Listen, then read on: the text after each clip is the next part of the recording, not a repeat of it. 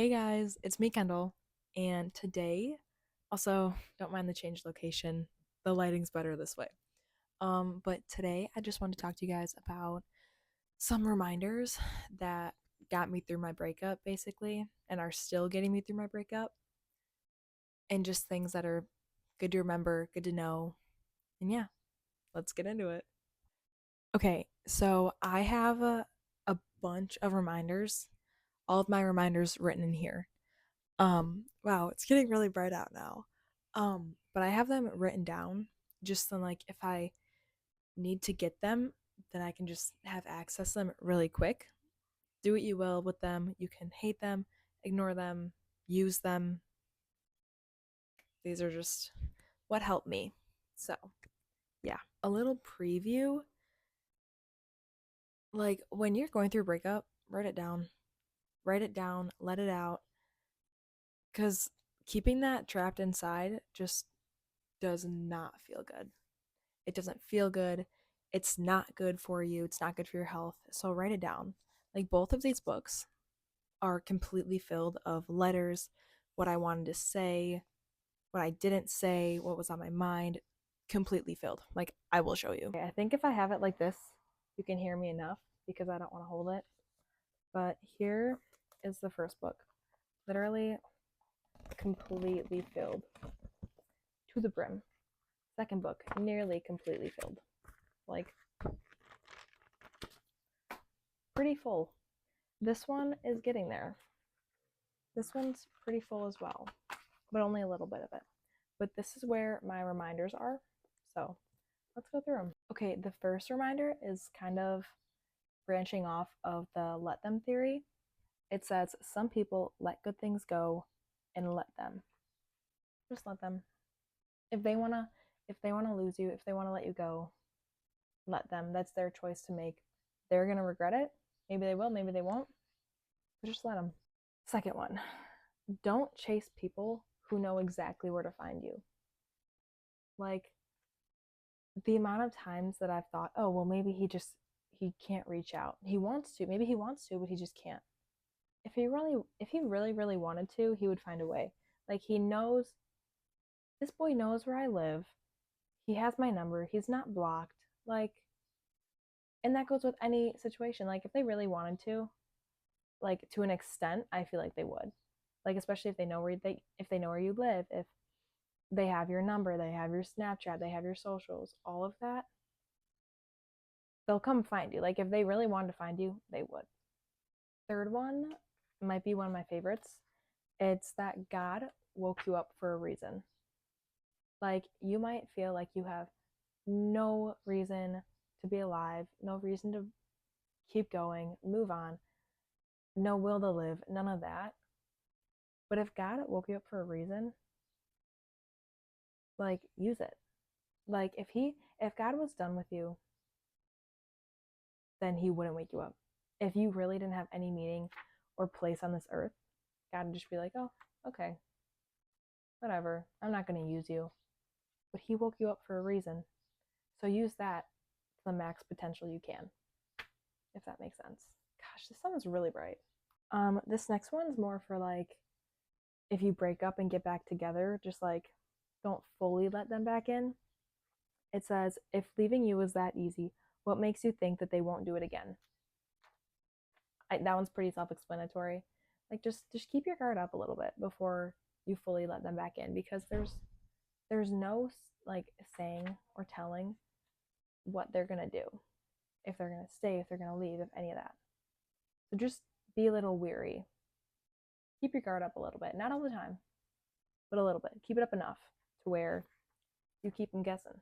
Okay, this next one was really really comforting to me when I was like peak breakup and like everything was going on.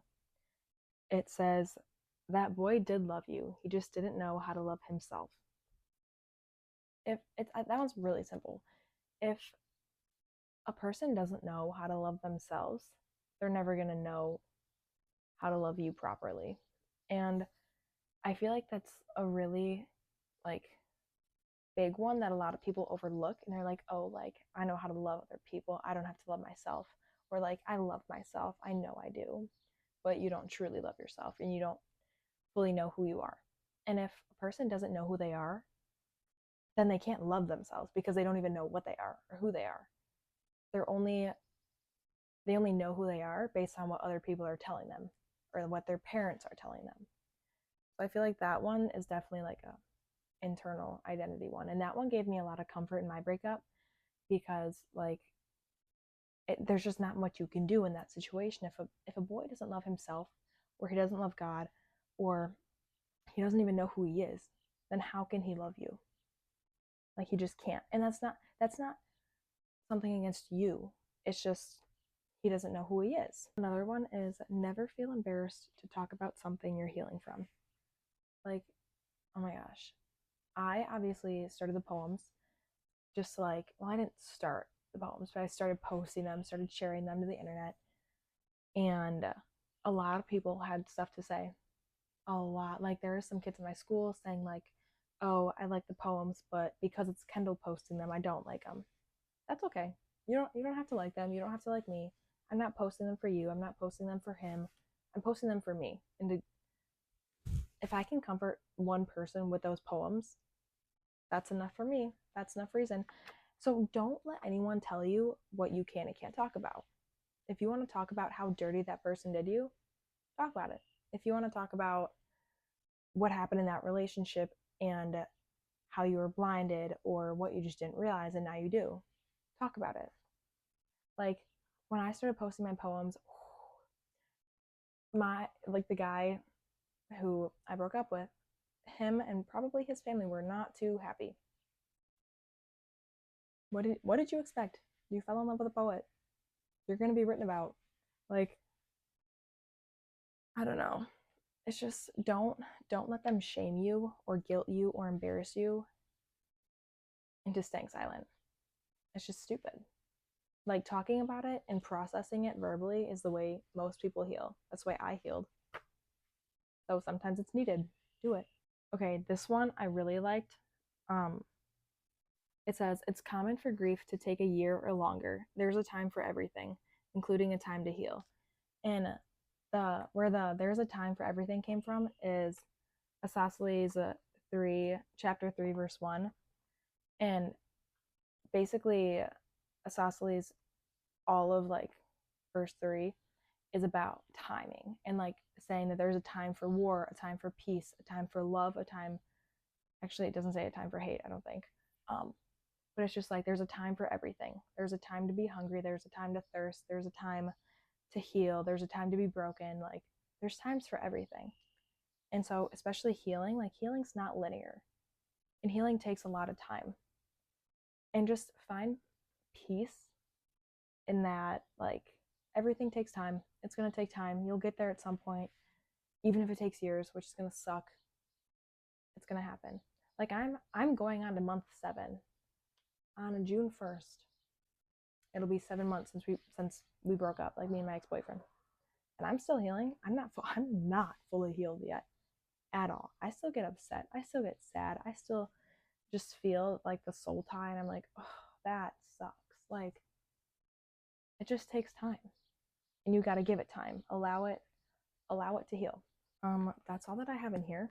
But there's one off the top of my head. Sorry, I lost my page, whatever. There's one off the top of my head that I spoke on at my youth group that I go to. It was about change, and one of the things I said was turn your pain into a purpose. Because pain, if you can't turn it into anything useful, it's just kind of there, and like it wasn't worth anything. But if you can use that pain and turn it into a purpose, that's such a blessing. Like, use it, change that pain into something good. It'll be worth it. Okay, and I have a bunch written on my computer too. So, the first one, it's not your job to fix people. Like, I get you might be in love with that person. You might really, really want that person, but if they aren't willing to change for how you need them to change or for what just needs to be done, then that sucks. Let them. You can't fix people. That's not your job. That's not your meaning. Okay, this one might be one of my favorites. I actually had it written up on my mirror for months. I think it was like 3 months that I had it up there. But it says you can't remove a piece of sand without affecting those around it. You're the piece of sand. If we take you out of the equation, everything changes. It affects everyone around you. And I think that one really spoke to me because I was in such a dark point in my life where I was like, would it really matter if I was here or not? Would people really notice if I was gone? And then I saw that like on my For You page after I had prayed about it, and I was like, God, like give me a sign, like give me a sign that I'm not just like useless. Give me a sign that I'm worth something. And then I saw that and I was like, wow, that really spoke to me because it's true. You can't remove one piece of sand or one person without affecting everyone. Like, you just can't. You matter. Period. Like, simple as that. You matter. My last one is reframe your mind. Like, if something happens to you and it really, really sucks, try to look at it from a different angle. Like, when I got broken up with, I was like, gosh, this sucks. There's no good coming out of this. Are you serious, Kendall? Like, you have nearly 50,000 followers on TikTok because of your poems. You're helping so many people.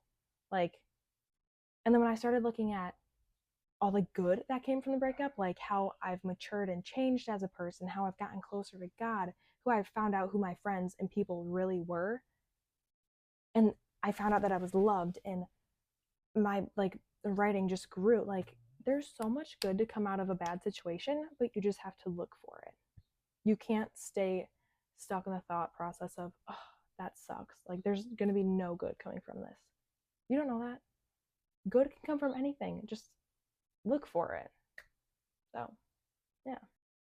All right, guys, that was the video for today. Sorry, my dogs are barking, so ignore that if you can hear it.